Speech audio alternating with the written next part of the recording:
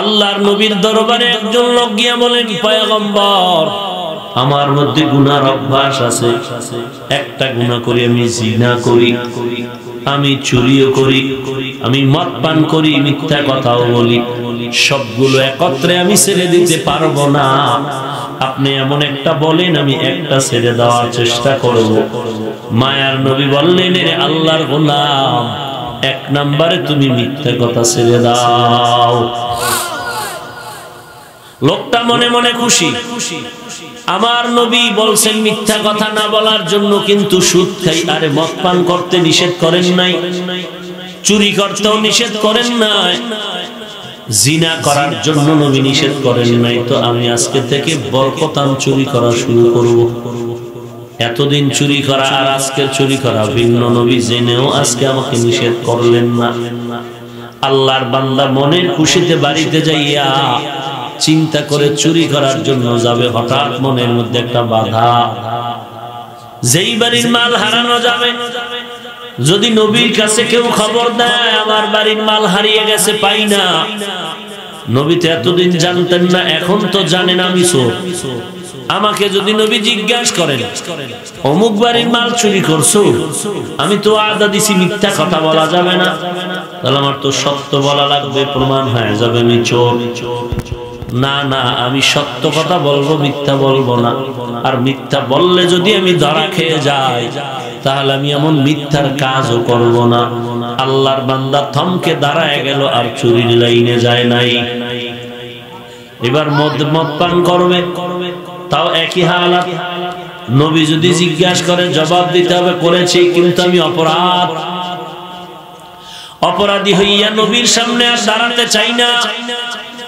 মদের বোতলটাও ফালায় দিল, জিনার ব্যাপারটা এমন হয়ে গেল। তওবা করে নবীর দরবারে হাজির, গিয়া কয়, পয়গম্বর, আপনি এমন রাহমাতুল লিল আলামিন, এমন একটা মেডিসিন দিলেন, একটা মেডিসিনে সব রোগ আমার ভালো হয়ে গেল। ইমামুল আউয়ালিন আল আখিরিন, বাহরে সাদকা রাহমাতাল লিল আলামিন, সাইয়্যিদুল কাউনাইন খাতমুল মুরসালিন, আখির আমদ বুদে ফখরুল আউয়ালিন, শুদ ওজুদাস রাহমাতাল লিল আলামিন, মসজিদে উশুদ হামারে জমিন। এরে নবীর আশিক উম্মতের দল, জবানকে মিথ্যা কথা থেকে বাঁচাও, জবানটাকে মিথ্যার আওয়াজ থেকে বাঁচাও। মিথ্যা কথা বলাও যাবে না, শোনাও যাবে না, মিথ্যা সাক্ষীও দেওয়া যাবে না। আমাদের সমাজে মিথ্যা সাক্ষী দেনেওয়ালা আছে না নাই? একটা মিথ্যা কথার কারণে একটা লোকের তুমি দোষী বানায় দিলা। এরে নবীর উম্মতের দল, আল্লাহর তরফ থেকে বিচার হবে তোমার ভয়ঙ্কর। কষ্ট হচ্ছে আপনাদের? পয়গম্বরের সামনে ইহুদি বিচার দায়ের করলো, ও নবী, আপনার এক সাহাবী আমার গালে চড় মেরেছে। নবী চিন্তা করলেন ওমর হয়তো করতে পারে। নবী জানতে চাইলেন কে?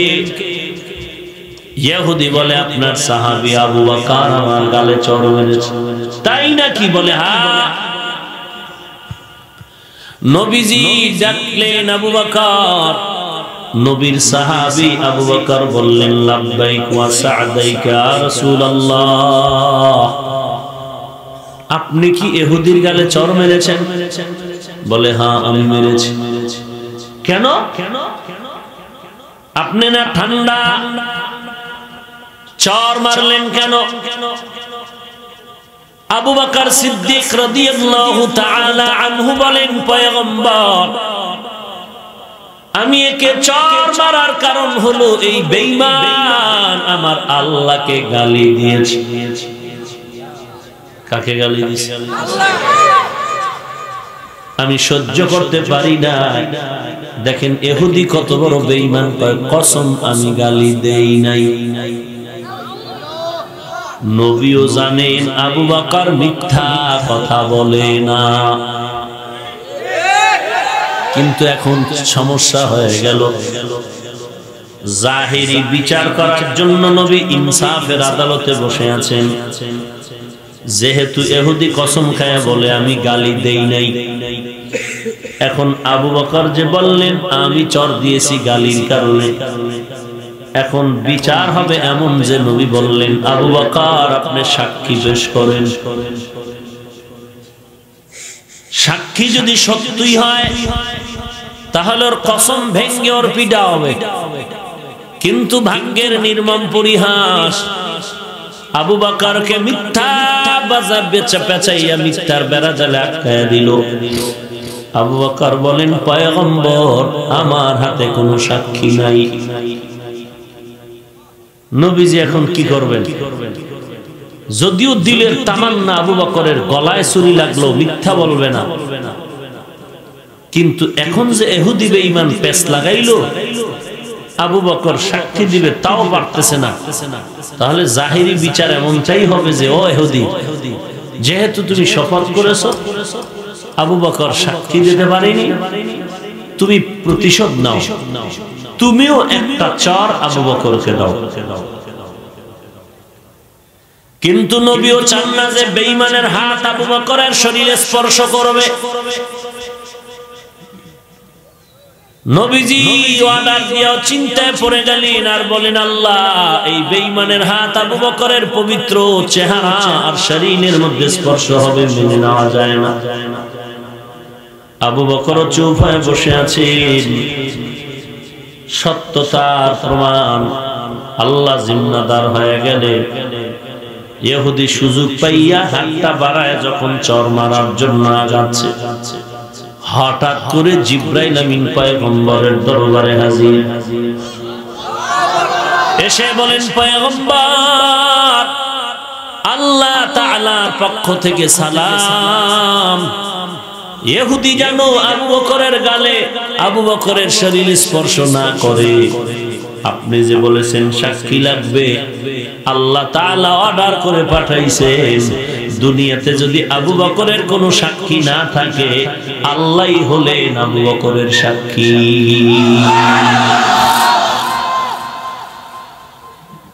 এর নাম সত্যের বিজয়। মিথ্যা বলিও না রে যুবক। আজকে মোবাইল হলো মিথ্যার গুনার ফ্যাক্টরি। এই মোবাইলের দ্বারা যে কি পরিমাণ মিথ্যা কথার চর্চা হয় ভাষা নাই বুঝাবা। ওস্তাদের সাথে ছাত্রদের মিথ্যা, মা বাবার সাথে সন্তানের মিথ্যা, স্ত্রীর সাথে স্বামীর সাথে দুজন পরস্পরে মিথ্যা। এক সময় সত্যটা যখন গোপন রাখতে পারে না কত আর চাপা দিয়ে রাখা যায়? কোনদিন তো রাখা যাবে না। এর নবীর উম্মতের দল যখন প্রকাশ হয়ে যায় তখন দ্বন্দ্ব বিদ্বন্দ্বে পড়ে যায়। এমনকি মিথ্যাকে পুঁজি করার কারণে স্বামী আর স্ত্রীর সংসার পর্যন্ত আলাদা হয়ে যায়।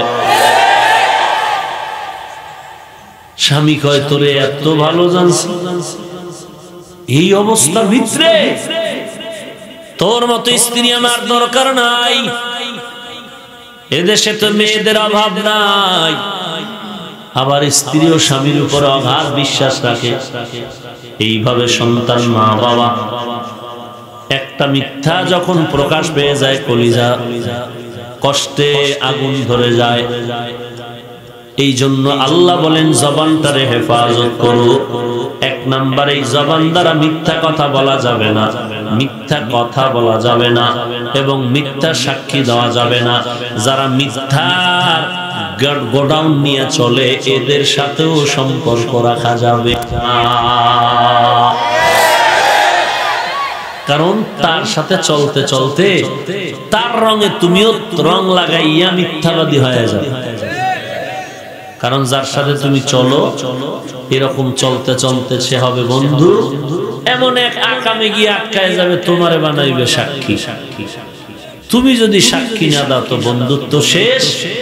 শুধু বন্ধুত্বই শেষ না, এই বন্ধুই হবে তোমার জন্য জীবন নাশের হুমকি। বন্ধুই কিন্তু বন্ধুরা হত্যা করতেছে শুধু একটু স্বার্থের কারণ। এরে নবীর উম্মতের দল, আল্লাহ বলেন জবানকে হেফাজত করো। قال النبي صلى الله عليه وآله وسلم من يزمن لي ما بين لحييه وما بين رجليه يزمن له الجنة।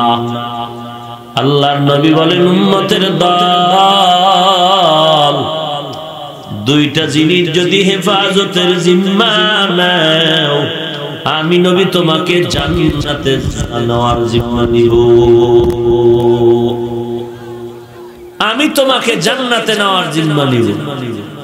এক নম্বরে দুই ঠোঁটের মাঝখানে জবানটার হেফাজত করো, দুই নম্বরে লজ্জাস্থানের হেফাজত। দুইটা জিনিস হেফাজত যদি করতে পারো, আমি নবী তোমাকে জান্নাতে নেওয়ার ব্যবস্থা করব।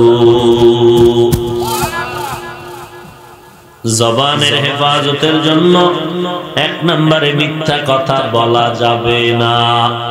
যারা মিথ্যার গোডাউন নিয়ে আছে তাদের সাথে সম্পর্ক রাখা যাবে না।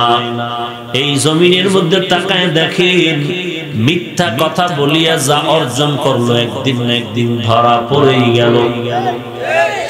মিথ্যা বলে বলে বলে বলে অনেক ফাঁকি দিছে মালিকরে, সরকারের 10 বছর পরে ধরা খাইল। আছে না নাই? মিথ্যা ধোকা দিয়া সরকারের টাকা চুরি করিয়া, মিথ্যা কথা বলে বলে 5 তলার বিল্ডিং করে রং লাগাইয়া যখন আরামের ঘুমাইতে গেল, 3 দিন পরে নোটিশ জারি হইল, এই বিল্ডিং এর তদন্ত করা হবে, টাকা কোথায় পেয়েছো? আল্লাহ আমাদেরকে মিথ্যার থেকে হেফাজত করেন। জবানের হেফাজতের জন্য এক নম্বর মিথ্যা বলা যাবে না। 2 নম্বর এই জবান দ্বারা গালি দেওয়া যাবে না। বলেন গালি দেওয়া হালাল না হারাম? এরপরও গালি দেয়নি, কথা বলেন না। আপনাদের কথা কি বলবো, আমরাই তো নিজেকে কন্ট্রোল করে রাখতে পারি না। কাফের কাফের কাফের বলে গালি দেই এক হুজুর আর এক হুজুরকে, আছে না নাই? আলহামদুলিল্লাহিল্লাযী জাআলা আশ-শামসা ওয়াল কমারা বিহুসবান ওয়ান নাজমা ওয়াশ-শাজারা ইয়াসজুদান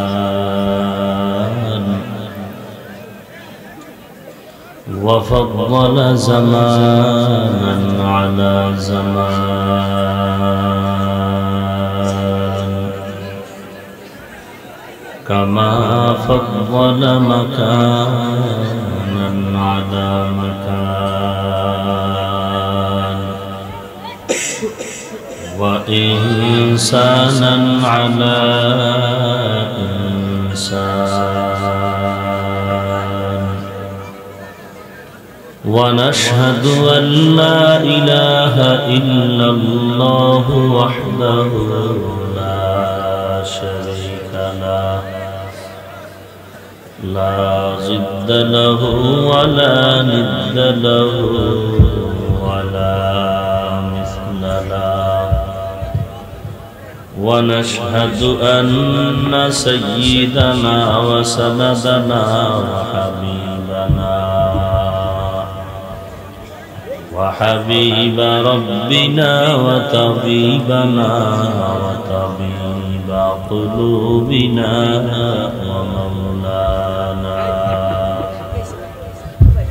ومولانا محمدا عبده ورسوله صلى الله تعالى عليه وعلى آله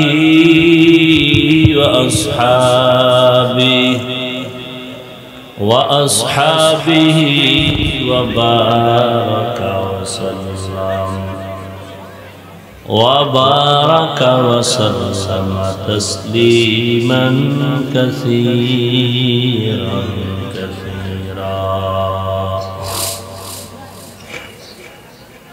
الذي أرسله الله تعالى بالحق بشيرا ونذيرا وداعيا إلى الله بإذنه وسراجا منيرا أما بعد فأعوذ بالله من الشيطان الرجيم بسم الله الرحمن الرحيم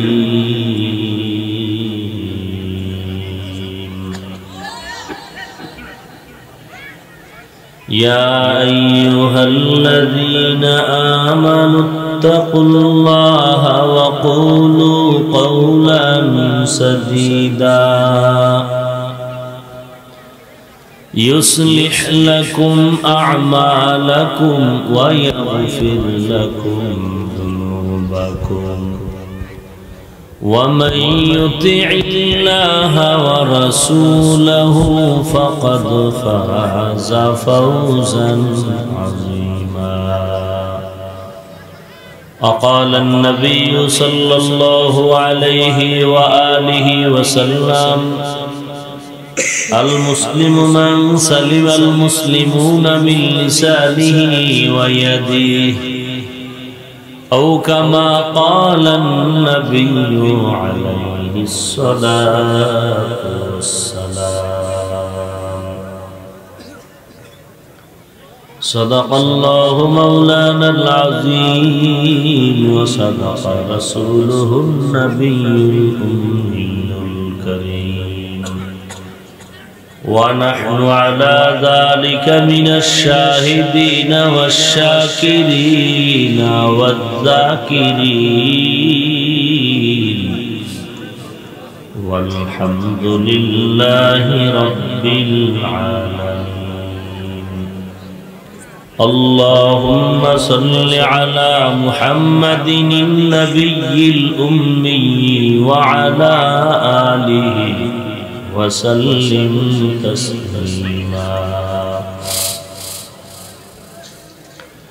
سبحانك لا علم لنا إلا ما علمتنا إنك أنت العليم الحكيم رب اشرح لي صدري ويسر لي أمري واحلل عقدة من لساني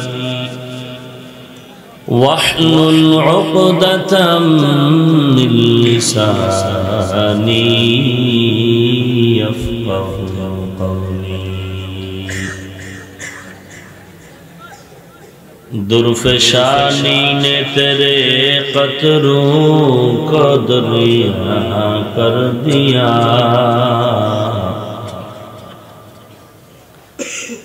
درفشانی نے تیرے قطروں کو دریا کر دیا دل کو روشن کر دیا آنکھوں کو بینا کر دیا دل کو روشن کر دیا آنکھوں کو بینا کر دیا ایک ہی صف میں کھڑے ہو گئے محمود ایاز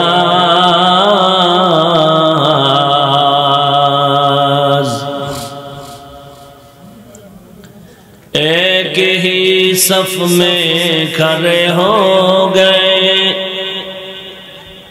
محمود ایاز न कोई बंदा रहा न कोई बंदा नवाज, न कोई बंदा रवा न कोई बंदा नवाज। उल्फत में बराबर के वफा हो के जफा हो, उल्फत में बराबर के वफा हो के जफा हो। हर चीज में लज्जत है अगर दिल में मजा हो, हर चीज में लज्जत है अगर दिल में मजा हो। या अय्युहल्लज़ीना आमनुत्तकुल्लाह, है दुनियार मुमिन তোমরা তাকওয়া অর্জন করো তথা আল্লাহকে ভয় করো। আকুলু কওলান সাদীদা, এবং যাহা বলবে সঠিক সত্যশালীনভাবে বলো। কি লাভ হবে? ইউসলিহ লাকুম আমালাকুম, বিনিময়ে আল্লাহ তোমাদের জিন্দেগীর সমস্ত আমলকে পরিশুদ্ধ করে দিবেন। ওয়া ইয়াগফির লাকুম যুনুবাকুম, এবং তোমাদের কৃত গুনাহকে আল্লাহ মাফ করে দিবেন। ومن يطع الله ورسوله, যাহারা আল্লাহ এবং তার রাসূলের অনুসরণ করবেন, ফাকাদ ফাযা ফাওজান আযীমা, অতঃপর তাদের বিজয় হবে চূড়ান্ত বিজয়। এ হলো আয়াত ও হাদিসের সংক্ষিপ্ত তরজমা। রাসূলুল্লাহ সাল্লাল্লাহু আলাইহি ওয়া আলিহি ওয়াসাল্লাম ইরশাদ করেন,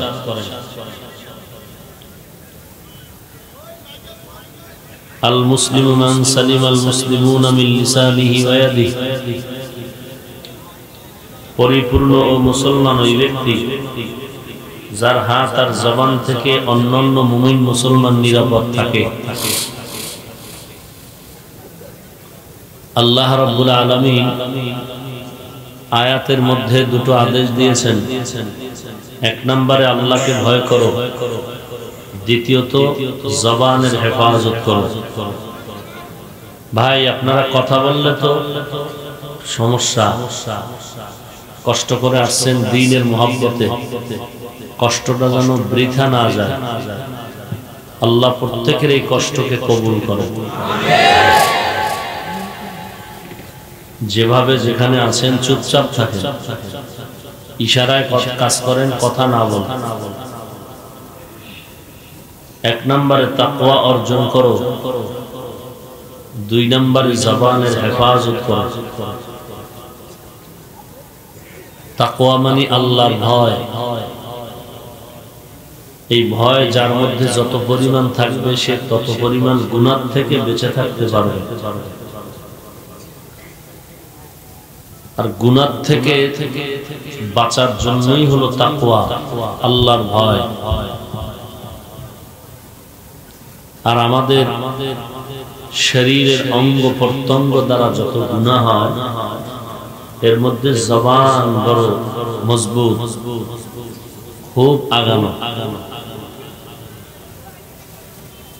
কারণ আমি ভালো না খারাপ আমার জবানের কথার দ্বারাই প্রমাণ হয়। কথা ঠিক না? একটা মানুষ ভালো তাও জবানের কথার দ্বারা পরিচয় হবে, লোকটা খারাপ তাও জবানের কথার দ্বারা পরিচয় হবে। এই জবানের একটা কথা খুব দামি। এই জবানের একটা কথার মাধ্যমেই জাহান্নামের আসামি জান্নাতি বাসিন্দা হয়ে যায়। আবার এই জবানের কথার দ্বারা একটা জাহান্নামী জান্নাতি হয়, জান্নাতি জাহান্নামী হয়। ঈমানওয়ালা বেঈমান হয়, বেঈমান ঈমানওয়ালা হয়ে যায়। শুধু জবানের কথা। এই জবানের একটা কথার দ্বারা ফাঁসির আসামি মুক্তি পেয়ে যায়। জবানের একটা কথার দ্বারা নিরাপদ মানুষটা আসামি হয়ে যায়। এই জবান এত দামি একটি ধারালো অস্ত্র যে এই জবানের একটা কথার দ্বারা অপরিচিত একটি মেয়ে সন্তান নিজের স্ত্রী হয়ে যায়। আবার এই জবানের কথার দ্বারা আপন স্ত্রী ভিন্ন হয়ে যায়, অপরিচিত হয়ে যায়, হারাম হয়ে যায়। এজন্য নবী বলেন যে পরিপূর্ণ মুসলমান ওই ব্যক্তি যার জবান এবং হাত দ্বারা অন্য কেউ কষ্ট পায় না। জবান অস্ত্রটা এমন, কেউ যদি ভিন্ন কোনো অস্ত্র দিয়ে কাউকে আঘাত করে, চিকিৎসা সুযোগ আছে, ঔষধ দেওয়ার সুযোগ আছে, কিন্তু জবানের কথার দ্বারা যদি কেউ আঘাত করে, এখানে দুনিয়ার লাইনে কোনো চিকিৎসার সুযোগ নেই। এজন্য আল্লাহ বলেন আমাকে আগে ভয় করো, আর আল্লাহকে যে ভয় করবে সেই জবানকে হেফাজত করতে পারো। এই জবান বড় কঠিন একটি অস্ত্র। আমার সব কিছু পরিকল্পনার পরে জবান থেকে তা প্রকাশ হয়ে যায়। এই জিহ্বার মধ্যে দেখেন, একটা জিহ্বা মাত্র আপনার চোখ না কিছুই ধরতে পারে না, কিন্তু জিহ্বায় ধরে ফেলে। খানার একটা লোকমা দিয়েছেন মুখে, সামান্য একটা আঁশ, তালের আঁশ, চোখেও দেখে নাই, নাকও দেখতে পারে নাই, জিহ্বায় যাওয়ার পরে কিন্তু এটা বের করে দিয়েছে, এই খানার লোকমায় ভেজাল আছে। টক, ঝাল, মিষ্টি নাকও বলতে পারে না, পরিপূর্ণ হাতও চোখ বলতে পারে না, নাক বলে দেয়। একই জিহ্বা, কোনটা টক কোনটা ঝাল সব বলে দেয়। এই জবানকে হেফাজত করতে পারলে এবং আল্লাহর ভয় জমা রাখলে আল্লাহ দুইটা পুরস্কার দিবেন। এক নাম্বার পুরস্কার হলো ওই বান্দার জীবনের আমল যা টুকটাক করবে, ভুল থাকলে ভুল শুধরায় দিবেন, সংশোধন করে দিবেন কে? আর একটা হলো জীবনের গুনাহ মাফ করে দিবেন। ইয়া আইয়ুহাল্লাযীনা আমানুত্তাকুল্লাহ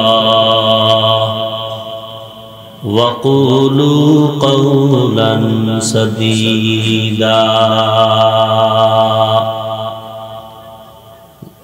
আল্লাহকে ভয় করা, তাকওয়া অর্জন করা, এই দুইটা আদেশ, জবানের হেফাজত করা, এটা আল্লাহ এবং রসুলের রাজি খুশি অনুযায়ী হতে হবে, মন গড়া নয়।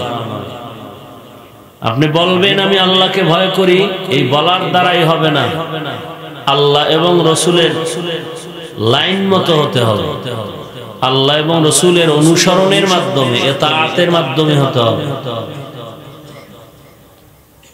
তো আল্লাহকে মানা, রসুলকে মানার মাধ্যমে জবান হেফাজত করো। আল্লাহকে কিভাবে মানবো? আল্লাহ যা বলেছেন তা মেনে নেওয়া, যা নিষেধ করেছেন তা বর্জন করা। আল্লাহ বলেছেন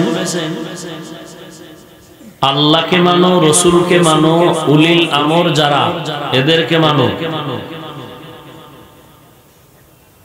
আর রসুলকে যারা মানবে আল্লাহকেই মানা হয়ে যাবে। কুল ইন কুনতুম তুহিব্বুনাল্লাহ ফাত্তাবিউনি ইউহিব্বুকুমুল্লাহ ওয়া ইয়াগফির লাকুম যুনুবাকুম ওয়াল্লাহু গফুরুর রহিম। হে রাসূল, উম্মতের জানায়া দেন, যারা আমি আল্লাহকে ভালোবাসতে চাই তাদেরকে জানায়া দেন তারা যেন আপনি নবীকেই অনুসরণ করে। যারা আল্লাহকে মানতে চায় তারা যেন নবীকেই মেনে নেয়। এটাই হলো জ্বলন্ত কোরআনের মাপকাঠি। কে আল্লাহ মানে, কে আল্লাহ মানে না, জবাব হলো নবী। যে নবী মানে সে আল্লাহ মানে, যে নবী মানে না প্রমাণ হবে সে আল্লাহকেও মানে না। এখন আল্লাহ মানা না মানা নবীর উপরে। যে নবী মানলো সে আল্লাহকে মানলো, যে নবী মানলো না সে আল্লাহকেও মানলো। এই মোবাইল বন্ধ করা যায় না। একটা প্রোগ্রাম মাহফিল নাই যেখানে এই মোবাইল নিয়ে কথা বলা না। আল্লাহ তো আল্লাহকে কে মানে? জবাব যে নবী মানে। আল্লাহকে কে মানে না? জবাব যে রসুলকে মানে। এখন রসুলকে কে মানে? সবাই তো বলে আমরা রসুলের আশেক। নামাজ নাই, রোজা নাই, দাড়ি নাই, টুপি নাই, বলে আমি রসুলের আশেক। রসুল বলেন আমাকে কে মানলো কে মানলো না তার প্রমাণ আমার সুন্নাত। মান আহাব্বা সুন্নতি ফাকাদ আহাব্বানি ওয়া মান আহাব্বানি কানা মাই ফিল জান্নাহ। পয়গম্বর বলেন হে উম্মত, যারা আমার সুন্নতকে মুহাব্বত করবে সে যেন আমি নবীকেই মুহাব্বত করলো। আর সুন্নতকে মুহাব্বত করার মানে, মুহাব্বত করার মানে কি? আমি মিষ্টি বড় ভালোবাসি তবে খাই না, এটা ভালোবাসা? আমি নবীর সুন্নতকে খুব মায়া করি কিন্তু ব্যবহার করি না, এটাও ভালোবাসা নয়। যে নবী মানতে চায় তার প্রমাণ সে নবীর সুন্নতকে মানতে হবে। এখন বান্দা তুমি নবীর সুন্নত যেই পরিমাণ মানবা ওই পরিমাণ নবীকে মানা হবে, আর নবীকে যেই পরিমাণ মানবা ওই পরিমাণ আল্লাহকে মানা হবে। নবীর সুন্নত, জুতাটা কেমনে পরবেন সেখানেও নবীর সুন্নত আছে না নাই? আঙ্গুলের নখ কিভাবে কাটবেন, চুল কিভাবে রাখবেন কাটবেন, প্রত্যেকটা ক্ষেত্রে নবীর সুন্নত আছে। যারা নবীর সুন্নত মানে তারা নবীর আশেক, নবী মানে। যারা নবীর সুন্নত মানে না প্রমাণ তারা নবীকে মানে। এখানে আরেকটা কথা, একটা লোককে জিজ্ঞাসা করলাম ভাই টুপি পরেন না কেন? ওই লোকটা বলল টুপি পরা খুবই জরুরি, নবীর সুন্নত, কিন্তু আমি ঝামেলার কারণে পারি না, দোয়া চাই, চেষ্টা করব। ভাই নামাজ পড়েন না কেন? বলে নামাজ পড়া খুবই জরুরি, বিভিন্ন সমস্যার কারণে পারি না, দোয়া করেন, আমি অবশ্যই চেষ্টা করতেছি, করব। মদিনার লাইনের পোশাকটা পরেন না কেন? বলে খুবই জরুরি, পড়া সুন্নাত, কিন্তু আমি পারতেছি না, ঝামেলা, চেষ্টা করব ইনশাআল্লাহ। এই লোকটা টুপি মাথায় না দিলেও তার মধ্যে সুন্নাত মানার আগ্রহ আছে না নাই? টুপি মাথায় দেয় না ঠিক, কিন্তু টুপির বিরুদ্ধে কেউ বললে সে ঝাঁপায় পড়ে। নবীর সুন্নতের পোশাক যদিও পড়তে পারে না, কিন্তু সুন্নতের বিরুদ্ধে কিছু বললে সে প্রতিবাদী হয়ে যায়। তাহলে এই লোকটাও আমল না করলেও সে দিল থেকে সুন্নতকে শ্রদ্ধা করে, আর এই শ্রদ্ধার কারণে ইনশাআল্লাহ একদিন হতে পারে সে আমল শুরু করবে। কিন্তু যদি অবস্থা এমন হয় যাই মিয়া টুপি পরেন না কেন, যদি বলে টুপি না পরলে অসুবিধা কি? টুপির মধ্যেই কি ইসলাম? আরে ভাই মদিনার লাইনে পোশাকটা কেন পরেন না? বলে পোশাক না পরলে অসুবিধা কি? আবার একটু অ্যাডভান্স হয়, বলে পোশাকের মধ্যেই কি ইসলাম? এই কথার দ্বারা প্রমাণ হলো তার মধ্যে সুন্নত মানার মুহাব্বত নাই, মানার মুহাব্বত। তাহলে স্পষ্ট সে রসুলকে মানে না, যে রসুল মানে না সে আল্লাহকেও মানে না। যে রসুল মানে না, আল্লাহ মানে না, সে মুসলমান হবে কিনা এটা আগে তদন্ত করা দরকার। আর আমার দেশে তো এখন চাপার জোরে সব চলে, নামাজ নাই, রোজা নাই, সুন্নি। নবীর সুন্নাত বাদ দিয়ে সুন্নাত হতে পারে? বলেন। যারা নবীর সুন্নত মাথায় নাই, বডিতে নাই, হাতে নাই, চুলে নাই, তারা যদি সুন্নি দাবি করে এটা শুধু চাপার আওয়াজ, মূলত দিলের আকর্ষণ নয়। আর যারা সুন্নতের আমল করবেন এদের বলতে হবে না আমি সুন্নি, আল্লাহ তাআলা তার আদালতে লিখে নেবেন তুমি সুন্নতের আশিক। তাহলে এখানে কোনো পীরের আদর্শ নয়, কার সুন্নত? রাসূলের সুন্নত, রাহমাতুল লিল আলামিনের সুন্নতের আমল। ইয়া আইয়ুহাল্লাযীনা আমানুত্তাকুল্লাহ, এক নম্বরে আল্লাহকে ভয় করো রে মুমিন। ওয়াকুলু কাওলান সাদীদা, জবানটাকে হেফাজত করো হে মুমিন। আল্লাহর ভয় না থাকলে তোমার জবানকে হেফাজত করা যাবে না। এই জন্য আল্লাহ বারবার তাকওয়ার বয়ান করেন। আপনার আমার নবীজি যার কোনো গুনাহ নাই, ওই নবীকেও আল্লাহ বলেন আমাকে ভয় করেন। ইয়া আইয়ুহান নাবিয়্যুত্তাকিল্লাহ ওয়ালা তুতিইল কাফিরিনা ওয়াল মুনাফিকিন। হে নবী আপনি আমাকে ভয় করেন, কাফের মুনাফিকের অনুসরণ করবেন না। কাফের মুনাফিকেরা আল্লাহর লানত প্রাপ্ত অভিশপ্ত। যারা আল্লাহকে ভয় করবে এরা নবীর আদর্শ মতো চলবে, কোনো বেঈমানের পথ অনুসরণ করবে না। এরে নবীর আশিকের দল, গলায় ছুরি আসছে তারপর নবীর একটা সুন্নতের অবহেলা করে নাই, এরা সাহাবায়ে কেরাম। আজকে নবীর উম্মত দাবি করতেছি, সুন্নতের খবর নাই, কেউ দাওয়াত দিলে তারে উল্টা গালি দেয়, বলে এই মেয়ে এত সুন্নত লাগেনি। সুন্নত মানতেই চায় না, আমল করতেই চায় না। এর মধ্যে যদি আবার কেউ আইসা বয়ান দিয়া কয় আমল লাগে না, কি হইল? এমনি নাচনেওয়ালা বুড়ি আরো যদি পায় ঢোলের বাড়ি, আরো যদি পায় ঢোলের বাড়ি। মানুষ তো এমনি আমল করতে চায় না, সুন্নত মানতে চায় না, বলে এত সুন্নত লাগে না। ওই যে নামাজের আগে ফজর, জোহর, আসর, মাগরিব, এশা 12 রাকাত সুন্নত আছে। একজনে বলে এই 12 রাকাত সুন্নত লাগবে না, দরকার নাই, দরকার নাই। খুব দুঃখ পাই যে আলেম হয়ে কি ঠকলাম, টুপি পরে কি ঠকলাম। কপালটা এত খারাপ কেন আমাদের, যে মানুষকে পায়ে ধরিয়া ধরিয়া আমলের দিকে দাওয়াত দিয়া আমলওয়ালা বানানো যায় না। এই সমস্ত ব্যক্তিরা কারা, যারা আজ হাজারো মানুষের সামনে আমলের বিপরীত লাইনে বয়ান করে? কারণটা কি, তাদের উদ্দেশ্য কি? একটা আলেমের দায়িত্ব কি, উদ্দেশ্য থাকবে যে উম্মতগুলোকে ইসলামের দিকে আকৃষ্ট করা।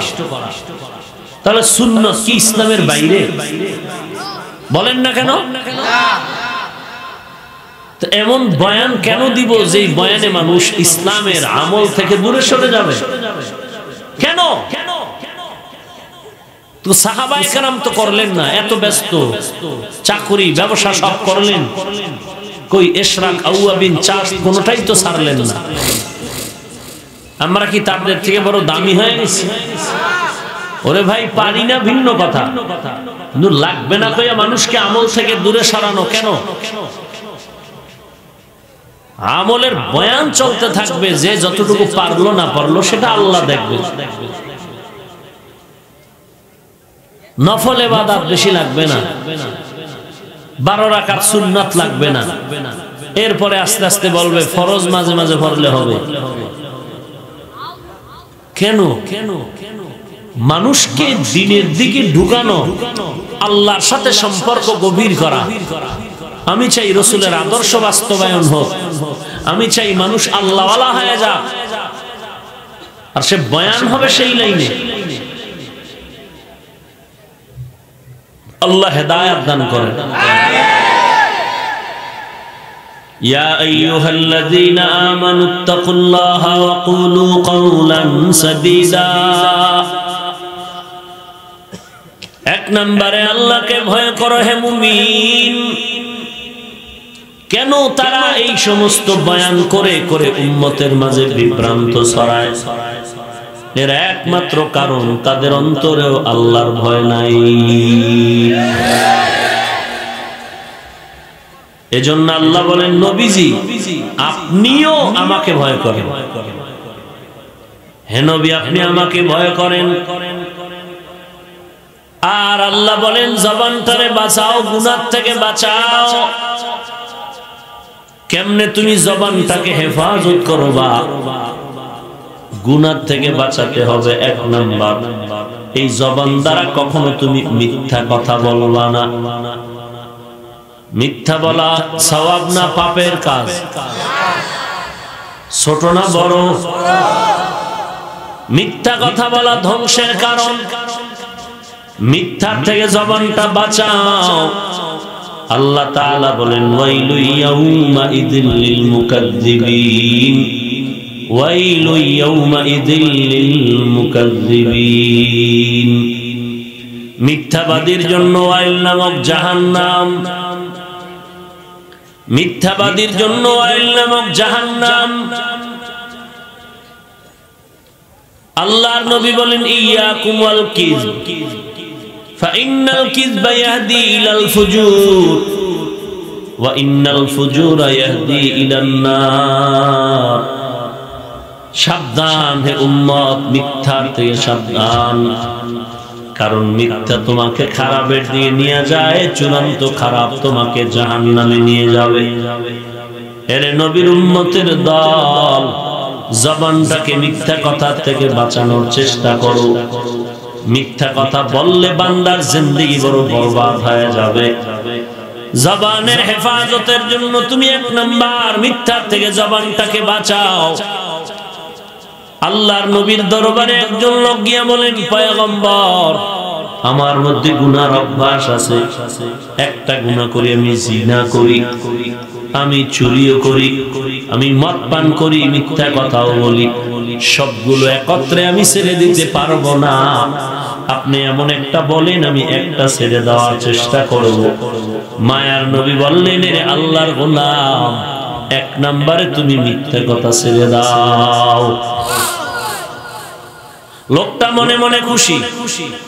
আমার নবী বলছেন মিথ্যা কথা না বলার জন্য, কিন্তু সুদ খাই আরে মদ পান করতে নিষেধ করেন নাই, চুরি করতেও নিষেধ করেন নাই, জিনা করার জন্য নবী নিষেধ করেন নাই। তো আমি আজকে থেকে বরকতান চুরি করা শুরু করব।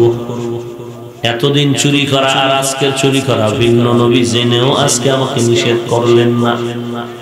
আল্লাহর বান্দা মনের খুশিতে বাড়িতে যাইয়া চিন্তা করে চুরি করার জন্য যাবে, হঠাৎ মনের মধ্যে একটা বাধা।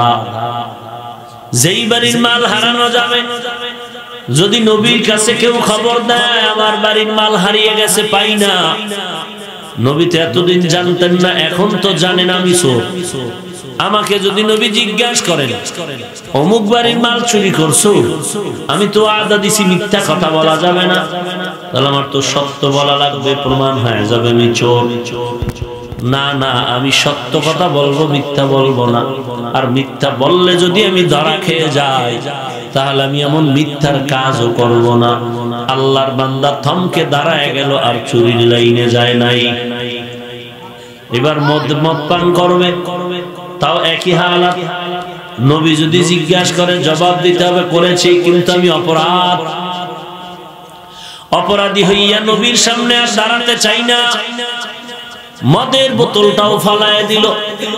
জিনার ব্যাপারটা এমন হয়ে গেল। তওবা করে নবীর দরবারে হাজির, গিয়া কয়, পয়গম্বর, আপনি এমন রাহমাতুল লিল আলামিন, এমন একটা মেডিসিন দিলেন, একটা মেডিসিনে সব রোগ আমার ভালো হয়ে গেল। ইমামুল আউয়ালিন আল আখিরিন, বাহরে সাদকা রাহমাতাল লিল আলামিন সাইয়্যিদুল কাউনাইন খাতমুল মুরসালিন আখির আমদ বুদে ফখরুল আউয়ালিন শুদ ওজুদাস রহমাতাল লিল আলামিন মসজিদে উশুদ হামারে জমিন। এরে নবীর আশিক উম্মতের দল, জবানকে মিথ্যা কথা থেকে বাঁচাও, জবানটাকে মিথ্যার আওয়াজ থেকে বাঁচাও। মিথ্যা কথা বলাও যাবে না, শোনাও যাবে না, মিথ্যা সাক্ষীও দেওয়া যাবে না। আমাদের সমাজে মিথ্যা সাক্ষী দেনেওয়ালা আছে না নাই? একটা মিথ্যা কথার কারণে একটা লোকের তুমি দোষী বানায় দিলা। এরে নবীর উম্মতের দল, আল্লাহর তরফ থেকে বিচার হবে তোমার ভয়ঙ্কর। কষ্ট হচ্ছে আপনাদের?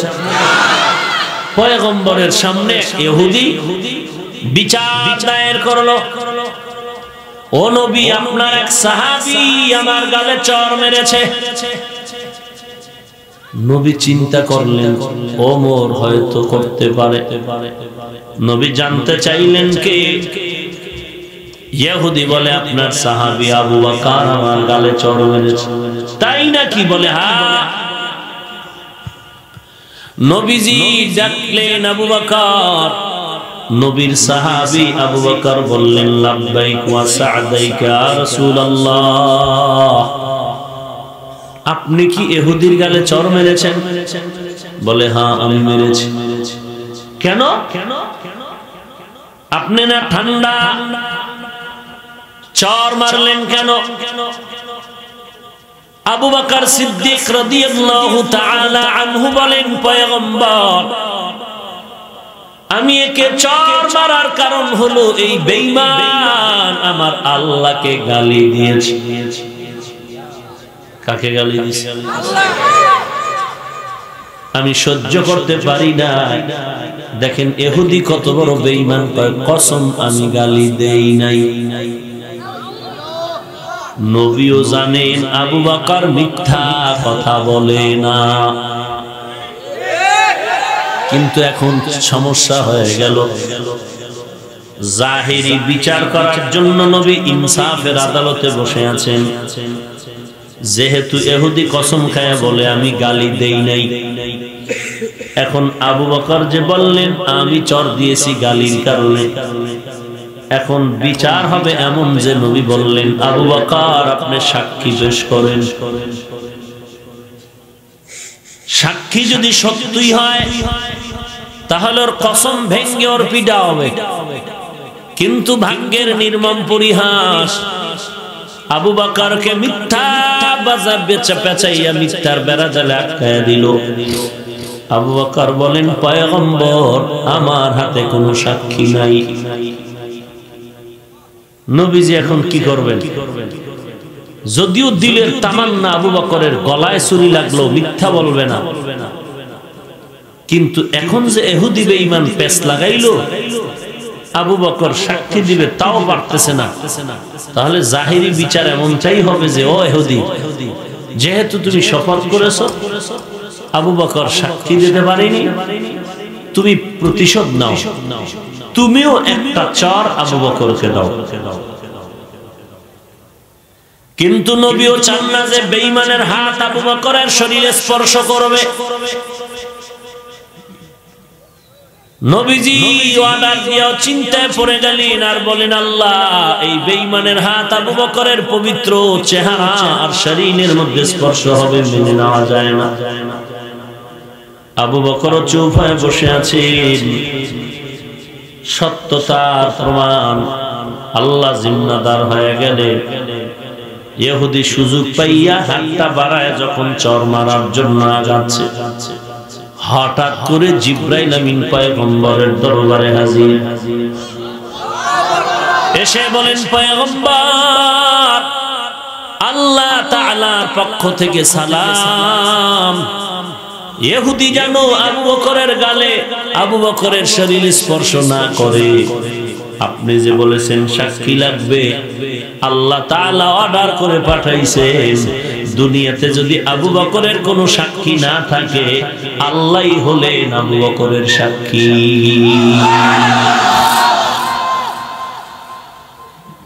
এর নাম সত্যের বিজয়।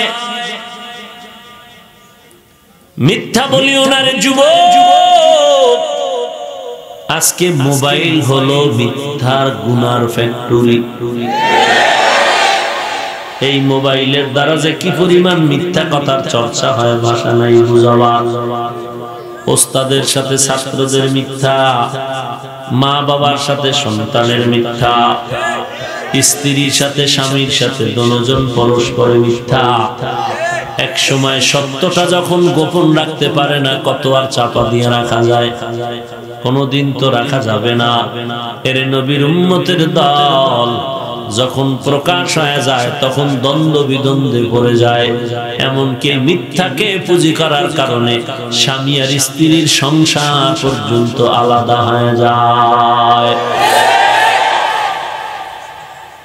স্বামী কয় তোরে এত ভালো জানছি, এই অবস্থার ভিতরে তোর মতো স্ত্রী আমার দরকার নাই। এদেশে তো মেয়েদের অভাব নাই। আবার স্ত্রী ও স্বামীর উপর অগাধ বিশ্বাস রাখে। এইভাবে সন্তান, মা বাবা, একটা মিথ্যা যখন প্রকাশ পেয়ে যায় কলিজা কষ্টে আগুন ধরে যায়। এই জন্য আল্লাহ বলেন জবানটারে হেফাজত করো। এক নাম্বার, এই জবান দ্বারা মিথ্যা কথা বলা যাবে না, মিথ্যা কথা বলা যাবে না এবং মিথ্যা সাক্ষী দেওয়া যাবে না। যারা মিথ্যার গোডাউন নিয়ে চলে এদের সাথেও সম্পর্ক রাখা যাবে না, কারণ তার সাথে চলতে চলতে তার রঙে তুমিও রং লাগাইয়া মিথ্যাবাদী হয়ে যাবে। কারণ যার সাথে তুমি চলো এরকম চলতে চলতে সে হবে বন্ধু, এমন এক আকামে গিয়ে আটকায় যাবে, তোমারে বানাইবে সাক্ষী। তুমি যদি সাক্ষী না দাও তো বন্ধুত্ব শেষ। শুধু বন্ধুত্বই শেষ না, এই বন্ধুই হবে তোমার জন্য জীবন নাশের হুমকি। বন্ধুই কিন্তু বন্ধুরা হত্যা করতেছে শুধু একটু স্বার্থের কারণ। এরে নবীর উম্মতের দল, আল্লাহ বলেন জবানকে হেফাজত করো। قال النبي صلى الله عليه وآله وسلم من يزمن لي ما بين لحييه وما بين رجليه يزمن له الجنة। আল্লাহর নবী বলেন উম্মতের দল, দুইটা জিনিস যদি হেফাজতের জিম্মা নাও, আমি নবী তোমাকে জান্নাতে নেওয়ার জিম্মা নিব। আমি তোমাকে জান্নাতে নেওয়ার জিম্মা নিব। এক নম্বরে দুই ঠোঁটের মাঝখানে জবানটার হেফাজত করো। দুই নম্বরে লজ্জাস্থানের হেফাজত। দুইটা জিনিস হেফাজত যদি করতে পারো, আমি নবী তোমাকে জান্নাতে নেওয়ার ব্যবস্থা করব। জবানের হেফাজতের জন্য এক নম্বরে মিথ্যা কথা বলা যাবে না। যারা মিথ্যার গোডাউন নিয়ে আছে তাদের সাথে সম্পর্ক রাখা যাবে না। এই জমিনের মধ্যে তাকায় দেখেন, মিথ্যা কথা বলিয়া যা অর্জন করলো একদিন না একদিন ধরা পড়েই গেল। মিথ্যা বলে বলে বলে বলে অনেক ফাঁকি দিছে মালিকরে, সরকারের 10 বছর পরে ধরা খাইল। আছে না নাই? মিথ্যা ধোকা দিয়া সরকারের টাকা চুরি করিয়া মিথ্যা কথা বলে বলে 5 তলার বিল্ডিং করে রং লাগাইয়া যখন আরামের ঘুমাইতে গেল 3 দিন পরে নোটিশ জারি হইল, এই বিল্ডিং এর তদন্ত করা হবে, টাকা কোথায় পেয়েছো। আল্লাহ আমাদেরকে মিথ্যার থেকে হেফাজত করেন। জবানের হেফাজতের জন্য এক নম্বর মিথ্যা বলা যাবে না। 2 নাম্বার, এই জবান দ্বারা গালি দেওয়া যাবে না। বলেন গালি দেওয়া হালাল না হারাম?